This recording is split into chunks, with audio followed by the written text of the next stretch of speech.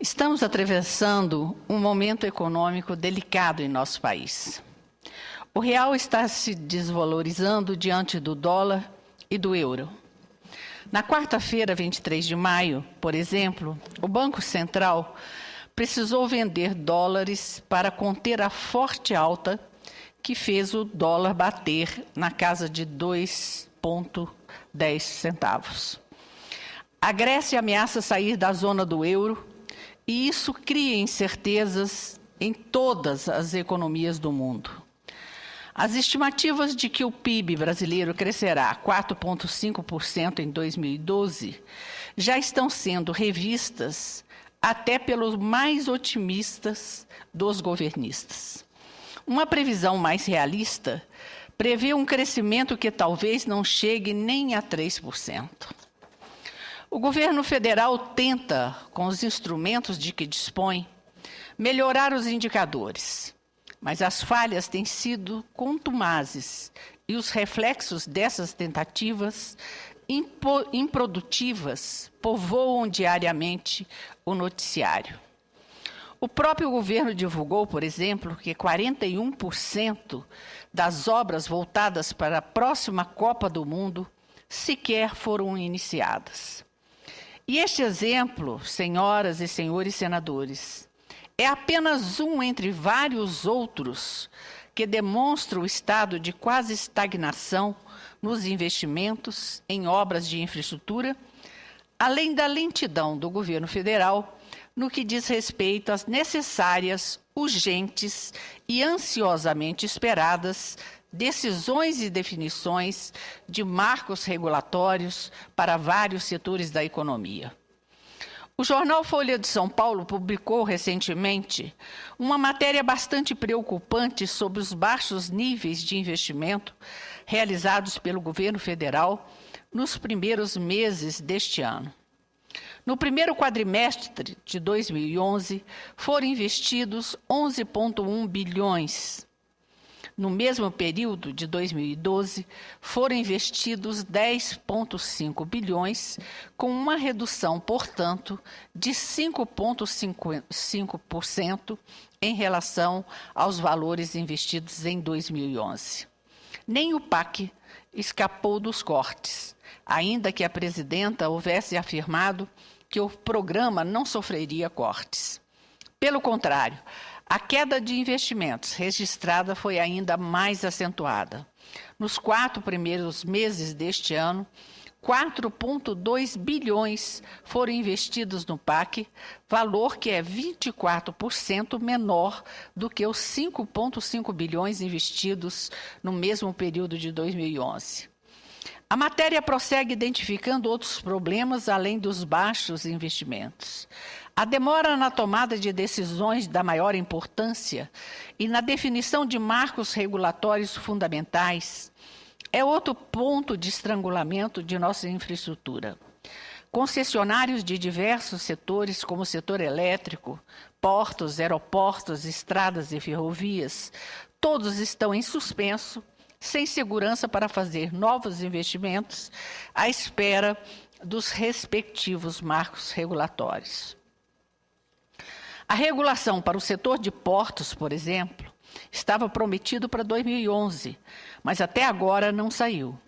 Há notícias de que empresas interessadas em investir 11 bilhões no setor não o fazem por falta de regulamentação adequada. Ontem, senhor presidente, tivemos uma audiência pública sobre o decreto que regulamenta a lei dos portos.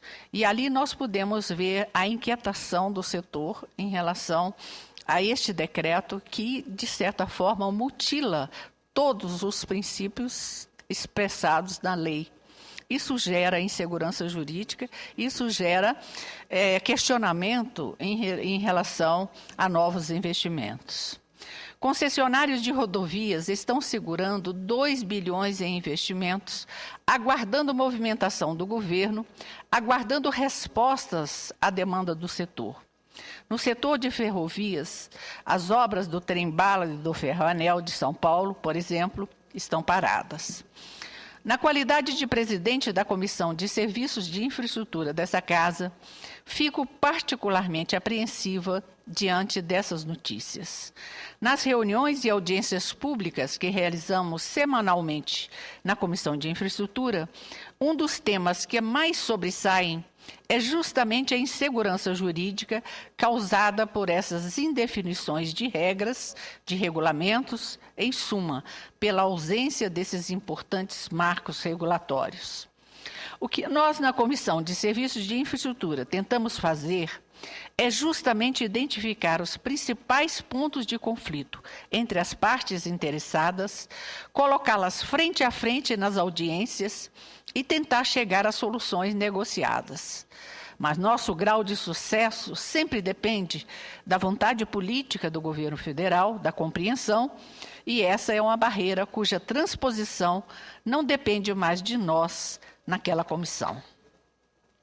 O que podemos fazer além disso, e estamos fazendo, não só na Comissão de Infraestrutura, é discutir e aprovar projetos que desatem alguns dos nós mais urgentes, como é o caso atualmente das concessões do setor elétrico, que vencem a partir de 2014. Sou relatora na Comissão de Constituição, Justiça, Cidadania e Justiça, da PEC número 81 de 2011, cujo primeiro signatário é o nobre senador Walter Pinheiro.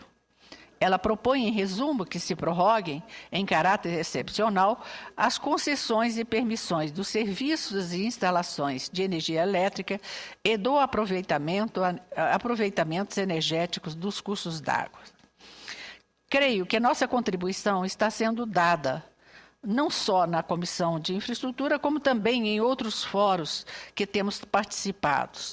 Existe na sociedade uma certa perplexidade diante desta paralisia do governo ao enfrentar os gargalos identificados e que impossibilitam novos investimentos, principalmente do setor privado.